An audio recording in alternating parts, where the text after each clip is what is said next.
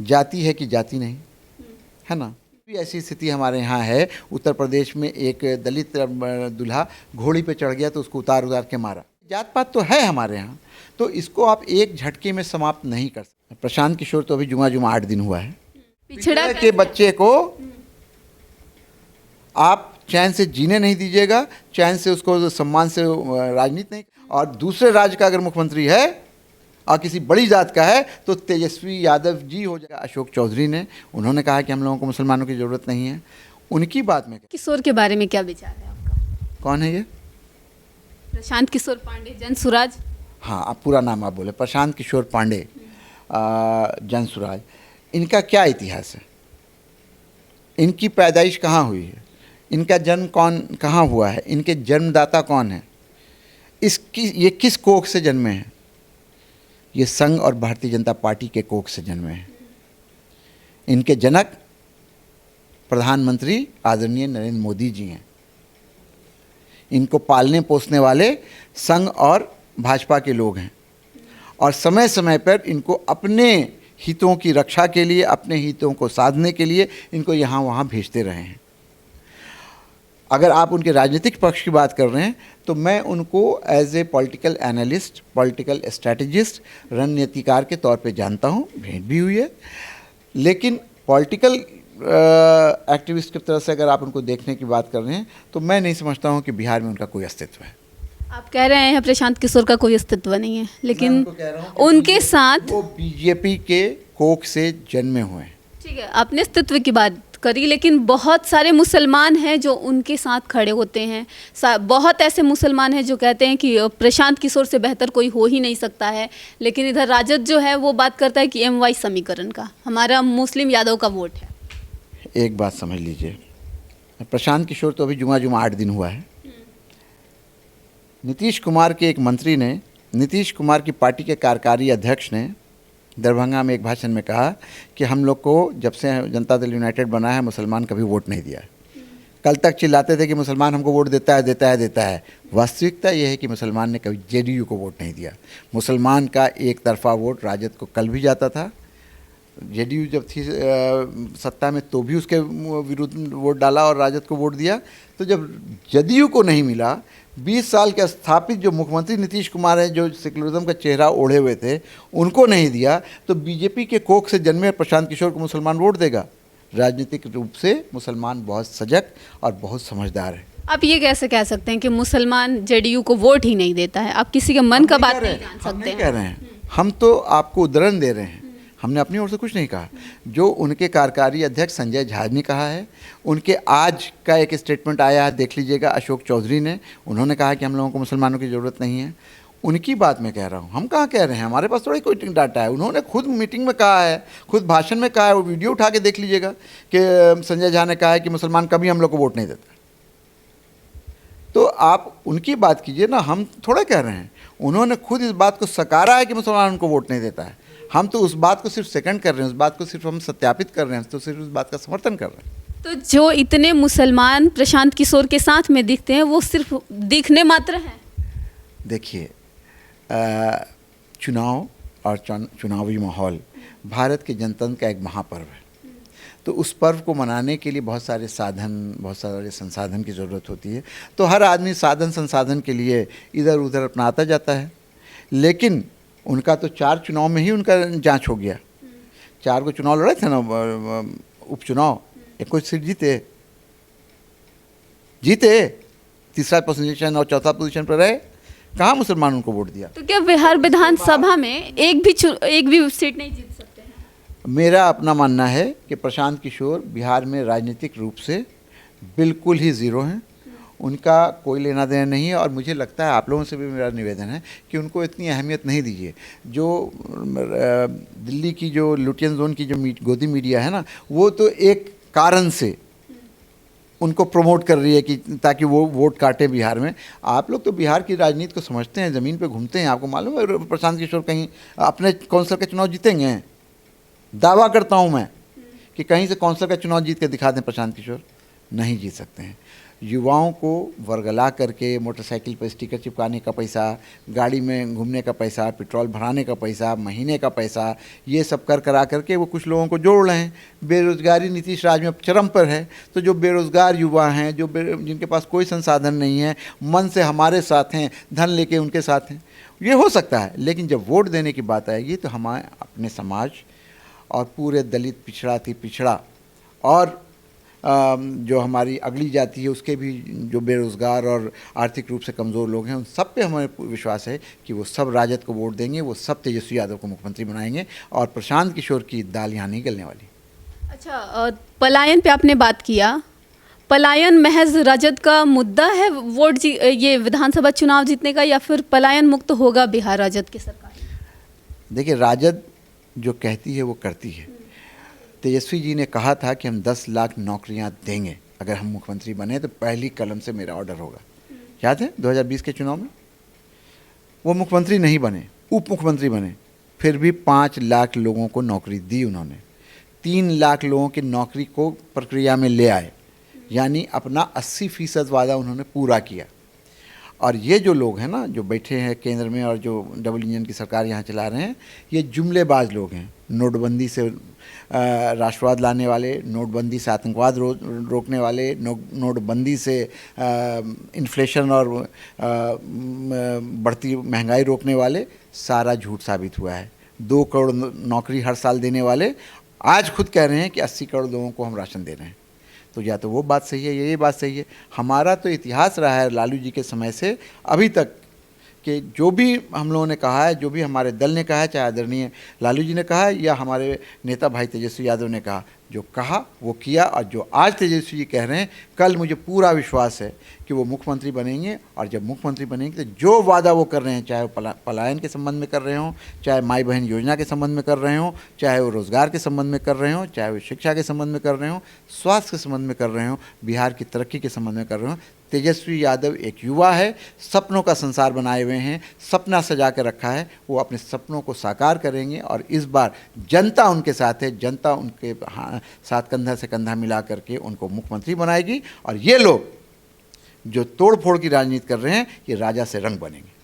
अच्छा, राजद पे एक और सवाल उठता है बार बार, वंशवाद का। इस पे क्या कहेंगे? क्योंकि तेजस्वी यादव को कहा जाता है कि राजद में और भी कई अच्छे नेता हैं, उन्हें भी मुख्यमंत्री का चेहरा दिया जा सकता है, लेकिन तेजस्वी यादव जो है 9वीं फेल हैं और उन पे वंशवाद का भी आरोप लगता है। देखिए, एक तो ये कि संविधान में कहीं ऐसा कोई प्रावधान नहीं है कि जो पढ़ा लिखा नहीं है वो संवैधानिक पद पे या मुख्यमंत्री, प्रधानमंत्री या राष्ट्रपति नहीं हो सकता। ऐसी कोई व्यवस्था नहीं है।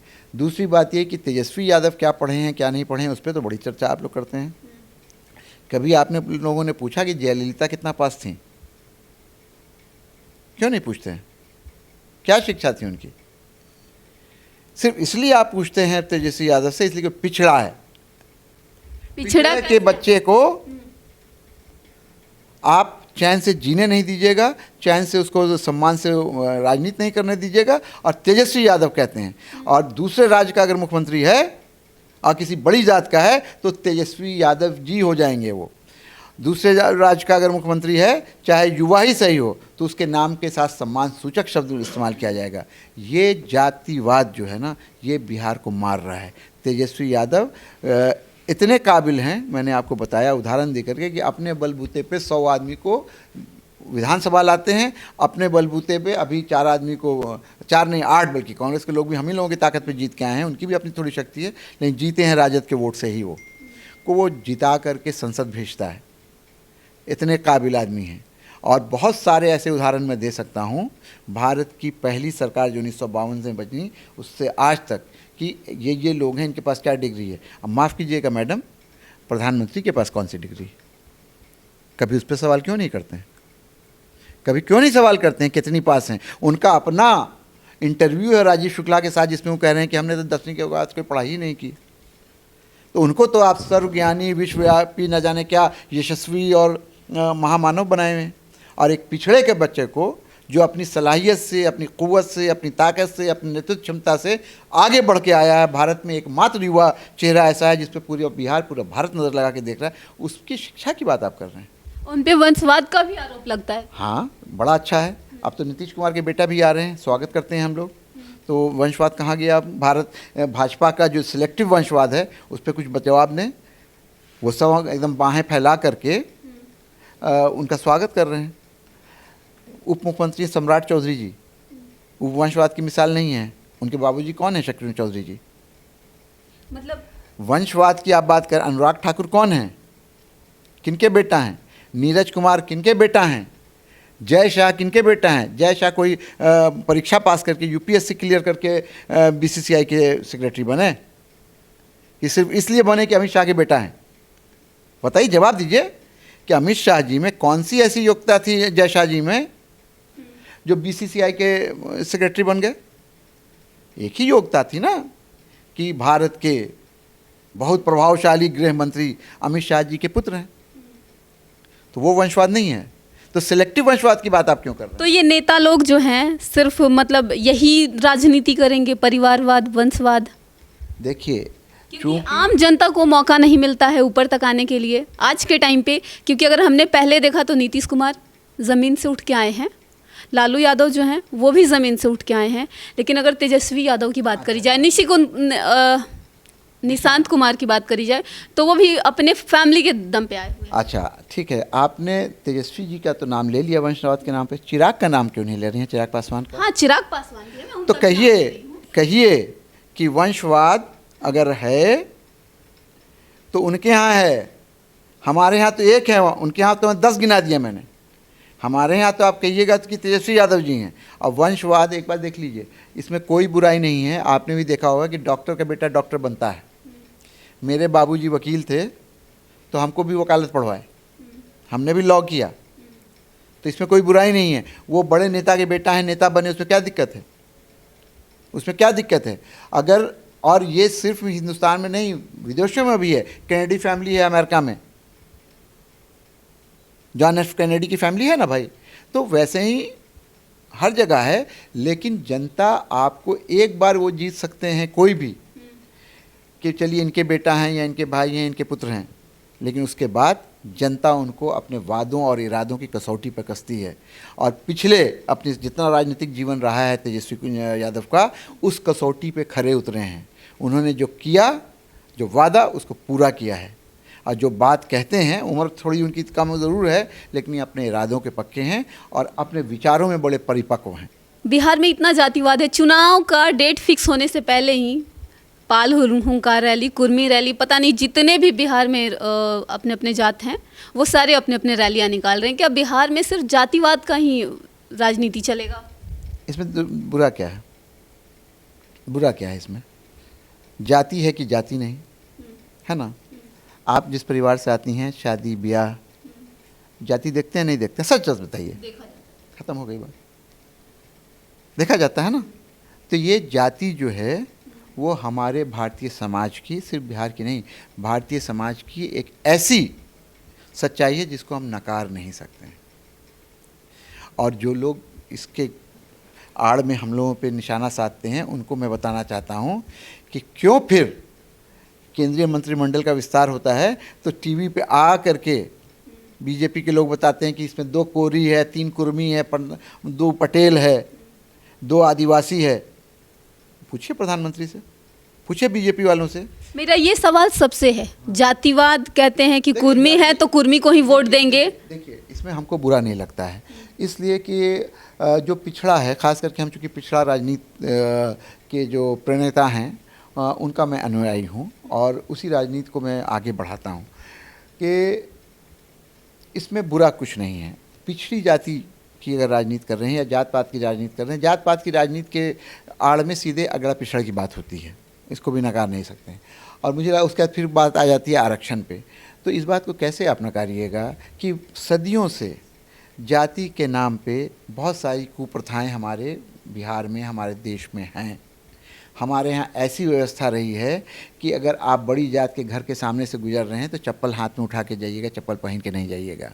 आज भी ऐसी स्थिति हमारे यहाँ है। उत्तर प्रदेश में एक दलित दूल्हा घोड़ी पे चढ़ गया तो उसको उतार के मारा कि तुम घोड़ी पे कैसे चढ़ जाएगा। तो ये जात पात तो है हमारे यहाँ, तो इसको आप एक झटके में समाप्त नहीं कर सकते हैं। बहुत यूटोपियन बात अगर करें, बहुत ही एकदम इसकी बात करें तो इसकी परिकल्पना ज़रूर करनी चाहिए कि जाति विहीन समाज बने, लेकिन उस तरफ बढ़ता हुआ भारत मुझे दिख नहीं रहा है, बल्कि ये जाति व्यवस्था जो है वो ज़्यादा प्रबल हो रही है। हालांकि ये बहुत अच्छी चीज़ नहीं है, लेकिन सिर्फ जात पात के नाम पर आप बैकवर्ड्स को, पिछड़े को, दलित को, अति पिछड़ा को, ईबीसी को टारगेट कीजिए, ये भी अच्छी बात नहीं। जाति के नाम पे अगर हम बात करें तो हमने जो देखा है, जाति के नाम पे लोग वोट तो ले लेते हैं, लेकिन वाकई में जो पिछड़ा है वो पिछड़ा ही रह जाता है। तो क्या ये बिहार में सुधरना नहीं चाहिए? नहीं, पूरे भारत में सुधरना चाहिए। और कैसे नहीं सुधरा है? 1990 से पहले का भारत देखिए, कोई पिछड़ा खटिया पे बैठ नहीं सकता था, कोई पिछड़ा खटिया पे बैठ नहीं सकता था, घोड़ी पे चढ़ नहीं सकता था, चप्पल पहन करके गांव में घूम नहीं सकता था। बदला कैसे नहीं? लालू जी आए, उन्होंने रोटी पलट दी। तवा पे एक तरफ से रोटी जल रहा था और नीचे जो जात थी, नीची जात, वो जल रही थी। लालू जी ने रोटी पलट दी, तो जो ऊपर वाले लोग थे वो नीचे चले आए। अब उनको धा लग रहा है, तो वही लोग जो जाति व्यवस्था बनाए रखना चाहते थे, वही लोग आज हल्ला करते हैं जंगल राज, जंगल राज, जंगल राज, इसलिए कि धा अब उनको लग रहा है। नीचे वो आ गए हैं, ऊपर वाले लोग नीचे आ गए हैं। तो समाज में परिवर्तन हुआ है, लेकिन एकदम से आदर्श स्थिति नहीं हुई है। आदर्श स्थिति होनी चाहिए। और याद रखिए मेरी बहन, आप बात कर रहे हैं, इस बात को समझिए कि जाति व्यवस्था क्यों है। हम लोगों ने वर्ण व्यवस्था बनाई है, उसमें जाइएगा तो पूरा इतिहास है मनुवाद का, तो उस पर हम उतना नहीं जाना चाह रहे हैं। लेकिन ये समझ लीजिए कि जब हम आरक्षण की बात करते हैं, मैं बहुत उसका प्रबल समर्थक हूँ कि आरक्षण में आप हमेशा बड़ा आसान सा एक उदाहरण आप लोग दे देते हैं मीडिया वाले, कि आप ऐसे डॉक्टर के यहाँ जाइएगा जो आरक्षण से, कोटा से आया है। क्या डॉक्टरी में आरक्षण होना चाहिए? क्या सबको शिक्षा एक समान? बड़ी अच्छी भावना है, सबको शिक्षा एक समान, है ना? कितना सुंदर लगता है सुनने में, संविधान का प्रावधान भी है। लेकिन आप ये कैसे भूल जाते हैं कि आप उस एक बच्चे को जो पूर्वी चंपारण के एक पिछड़े हुए गांव में पैदा हुआ है, जिसने लैपटॉप और कंप्यूटर सिर्फ तस्वीर में देखा है, उसको आप compete करने के लिए कह रहे हैं उस बच्चे से जो पैदा हुआ है तो उसके हाथ में आईफोन है। तो ये सही तुलना है? पहले उस बच्चे के हाथ में भी लैपटॉप दीजिए, पहले उस बच्चे को भी वो मूलभूत सुविधाएं दीजिए जो बड़े ज़ात के अच्छे और बड़े शहरों में रहने वाले बच्चों के पास है, और तब कहिए कि अब मुकाबला करो।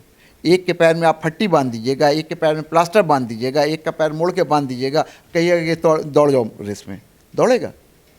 नहीं दौड़ सकता है।